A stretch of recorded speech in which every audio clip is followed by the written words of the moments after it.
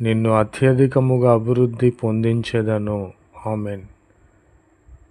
మనము అభివృద్ధి పొందాలంటే, అత్యధికముగా అభివృద్ధి పొందాలంటే, ప్రభువైన క్రీస్తు వారి నిబంధనను మనము పాటించాలి. నాకును నీకును మధ్య నా నిబంధనను నియమించి ఉన్నాను. నీవు పరిశుద్ధముగా ఉండాలి. ఆజ్ఞలు అతిక్రమించకూడదు. పాపము చేయకూడదు. విగ్రహారాధన చేయకూడదు. వ్యభిచారము చేయకూడదని నిబంధన చేసి ఉన్నాడు. ఇటు నిబంధనలను, ఇటు ఆజ్ఞలను మనము పాటించినట్లయితే నిన్ను అత్యధికముగా అభివృద్ధి పొందించే దేవునిగా ఉన్నాడు.